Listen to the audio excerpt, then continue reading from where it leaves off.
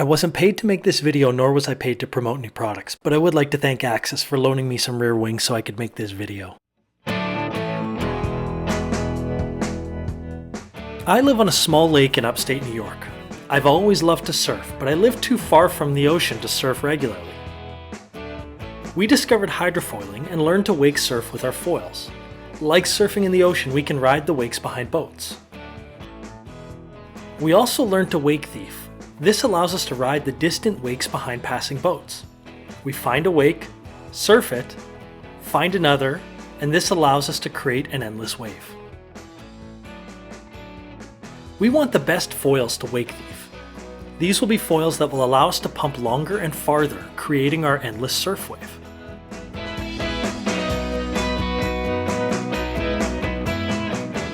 In today's video, we're going to review a number of different rear wings to see which one is the best for wake thieving. And we're going to share an innovation we're exploring to see if it can help us fly farther on our hydrofoil. In previous videos, I reviewed a number of different rear wings. I'll include links to those reviews in the description below.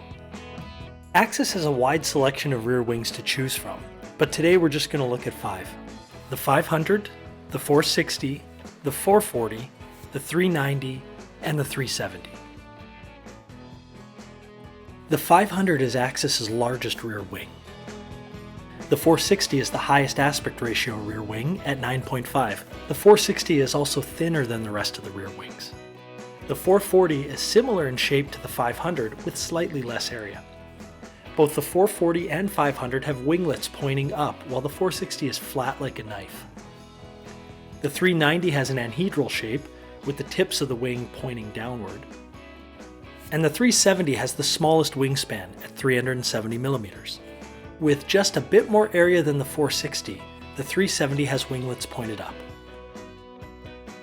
Let's start by comparing the biggest to the smallest. The wings look quite similar and complete the course in similar time, but where they differ is with feel. I found the larger rear wing takes more energy to pump, particularly more front foot pressure, as a bigger rear wing lift force requires a counterforce with your front foot. The smaller wings just don't require as much force to pitch the nose up and down. In this video, we compare the 460 and 500. The 460 is very high aspect ratio and smaller area than the 500. It's also thinner. The two wings look quite different, and I expect them to perform quite differently. The 460 is my longtime favorite wing on the lake. It's fast, and it glides well due to its low drag, and it can generate a lot of force when pumping.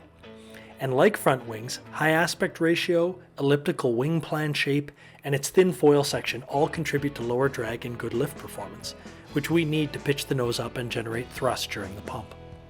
But a few things surprised me.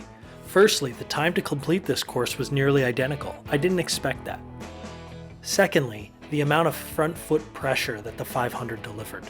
This large rear wing just pitches the board up with more force, and it required me to actually move my feet more forward in order to more evenly distribute the force between my feet. The 500 did turn nicely, perhaps due to the winglets. They make introducing a turn easier by using your back foot.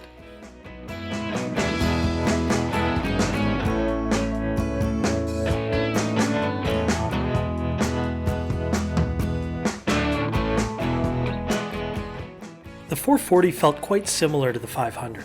I had to move my feet more forward and had more front foot pressure like the 500. I would solve this by moving the base plate further back.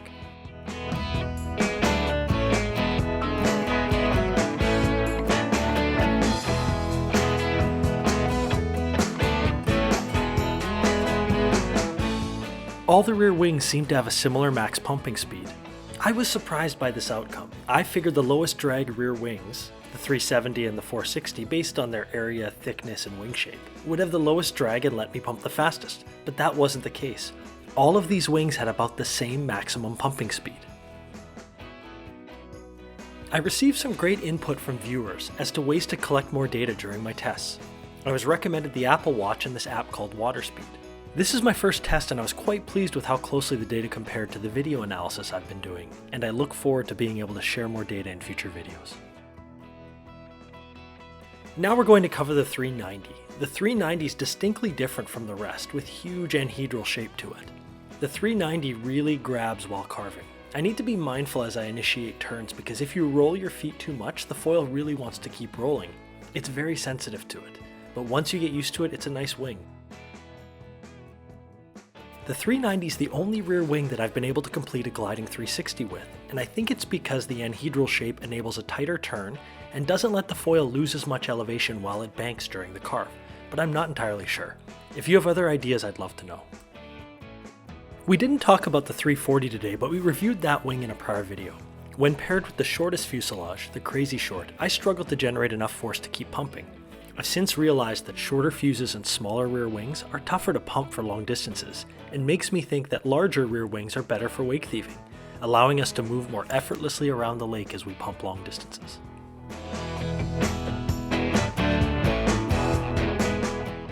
The 460 continues to be my favorite, but what surprised me the most was how similar the wings performed. I did not expect them to have the same pumping speed and only differ by feel in terms of initiating turns and how my front foot was loaded. I think the high aspect ratio nature of the 460 and its thin foil section give it low drag, and also an ability to generate a lot of force when pumping. Axis has a new wing called the 420 that is a lot like the 460, except it has winglets, which in my experience helps introduce turns more easily. Now let's depart the fixed rear wing and see how a flexible rear wing might help us wake thief.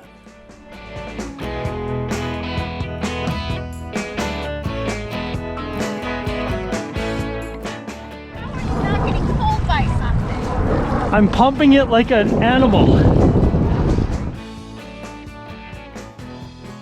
We know the rear wing's job is to stabilize the front wing and to pitch the nose up to regain elevation each pump. But what if it also thrusts, like a tail of a fish or the wings of a bird? What if we turned our rear wing into a tail that could generate thrust?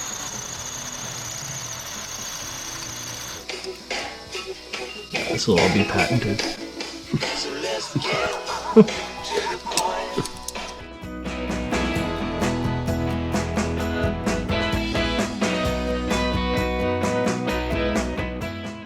Maybe we can pump with less effort, allowing us to go farther, and maybe we'll have to pump differently. So Justin and I wanted to give it a try and see how it'd work.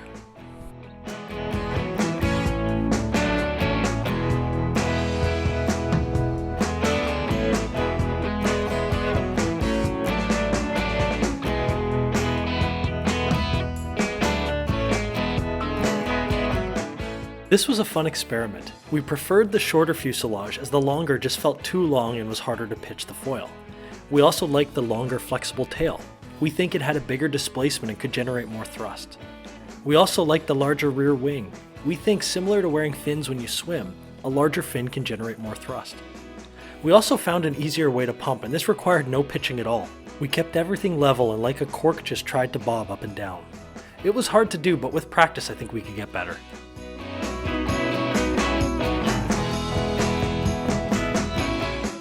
This was fun to learn. It was like learning to foil all over again, but it made me realize that the rear wing is also called a stabilizer for a reason.